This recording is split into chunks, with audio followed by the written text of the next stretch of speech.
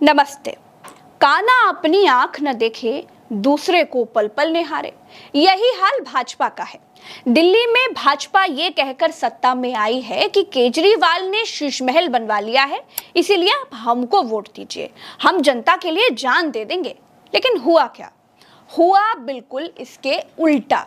दिल्ली की जनता के साथ जामुन पर बैठे बंदर और मगरमच्छ वाली कहानी हो गई।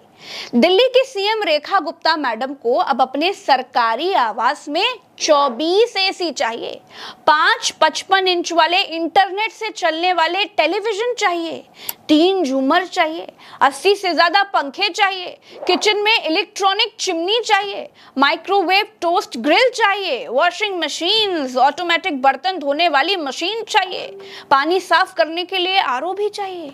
सिर्फ इतना ही नहीं दोस्तों, आगे सुनते जाइए। भाई, भाजपा की सीधी साधी सरल मुख्यमंत्री जी एक बंगले में थोड़ी ना रह पाएंगी। उनको रहने के लिए दो दो बंगले लगेंगे। 2 बंगलों को आपस में जोड़ा जाएगा।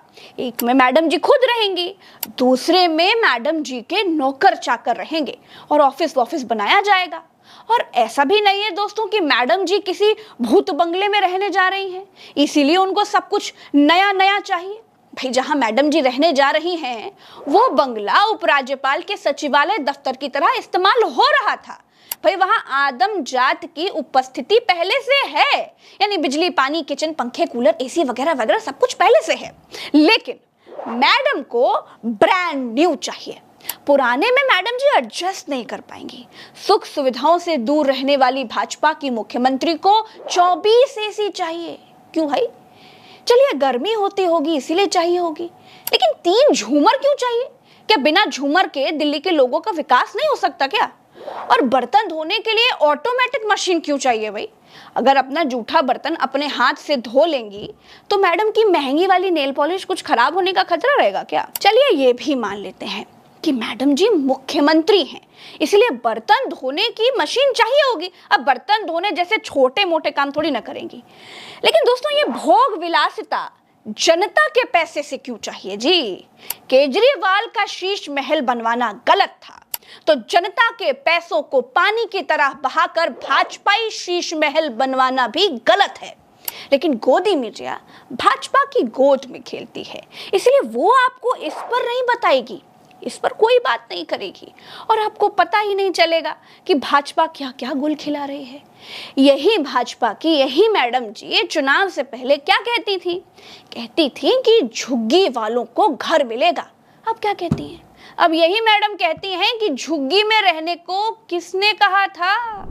झुग्गी में जब तक व्यक्ति को पक्का मकान नहीं मिल जाता वो वहीं रहेगा और उसके लिए हम बेहतर सुविधाएं देंगे। किसने कहा है कि रेलवे लाइन पे जाके बसो? बिल्कुल रेलवे से सटा करके। यदि उसमें डीडीए या रेलवे एक्शन लेती है तो सरकार कुछ नहीं कर सकती। इसी भाजपा को केजरीवाल की शीश महल वाली राजनीति पसंद नहीं थी। अब इसी भाजपा को अपनी मुख्यमंत्री के लिए लाखों की भोग विलास वाली चीजें चाहिए। ऐसी ही राजनीति के लिए किसी ने खूब कहा है, लगे जो तुक्का तो शायद तीर हो जाए, फटे जो दूध तो शायद पनीर हो जाए, चोर उचक्कों को ना देखा करो हिकारत से, क्या पता कल कौन वजीर हो जाए।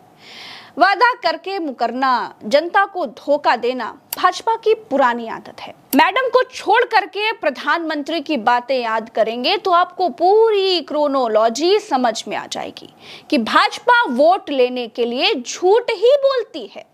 भाजपा जिस चीज का सबसे ज्यादा विरोध करती है, सत्ता में आते ही सबसे पहले वो ही काम करती है।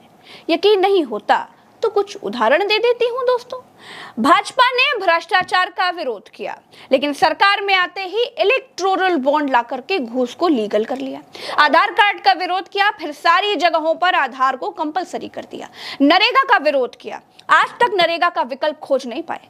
महंगाई का विरोध किया, लेकिन सत्ता में आते ही अनाज तक पर टैक्स लगा दिया। पेट्रोल डीजल सस्ता करने की बात कही थी, लेकिन क्या हुआ? सब कुछ आपके सामने है। काले धन का विरोध किया, लेकिन भाजपा सरकार में स्विस बैंकों में पैसा दिन दुना रात चौगुना बढ़ रहा है। धन्ना सेठों का विरोध किया, आज भाजपा के ही 2 धन्ना सेठ सबसे सगे बने हुए हैं। बहुत चीजें गिनाऊंगी दोस्तों तो वीडियो फर्जी ही किसी दूसरी दिशा में मुड़ जाएगा। तो रेखा गुप्ता ने कहा था कि दिल्ली में झोपड़पट्टी वालों को सरकार आते ही घर देंगे, लेकिन किया इसके उल्टा, गरीबों के घरों पर बुलडोजर चला दिया। दोस्तों, केजरीवाल के शीश महल का विरोध करते करते आज भाजपा के मुख्यमंत्री को वही सब काम करना है। अपने लिए सरकारी घर को शीश महल बनाने के लिए पहले चरण में 60 लाख रुपए सरकार के खाते से चाहिए। 60 लाख में आम आदमी का पूरा घर बन जाता है। मैडम का घर 60 लाख में केवल रिनोवेट होगा। 11 लाख के केवल एसी खरीदे जाएंगे। 6 लाख में झूमर लगेंगे। बिना झूमर के भी तो काम चल सकता था, लेकिन ऐश भी तो कोई चीज होती है। जो मजा कहाँ 6 लाख के झूमर में हो, वो कहाँ 60 रुपए के CFL में मिलेगा। दोस्तों, रेखा गुप्ता के नए सरकारी बंगले यानी बंगला नंबर 1 जो राज निवास मार्ग पर पड़ता है, जल्द ही इसको शीश महल में तब्दील करने का काम शुरू ही हो जाएगा। बंगला नंबर 1 एक टाइप 7 आवास है जिसमें 4 bedroom, drawing room, visitors hall, नौकरों के लिए कमरा है। PWD के मुताबिक बंगला नंबर 2 को मुख्यमंत्री का कैंप ऑफिस बनाया जाएगा, जहां आम जनता से मुलाकात की जाएगी। दोनों बंगलों को जोड़ने के लिए एक रास्ता भी बनाया जाएगा। फिलहाल मुख्यमंत्री रेखा गुप्ता शालीमार बाग वाले अपने निजी घर में रह रही हैं।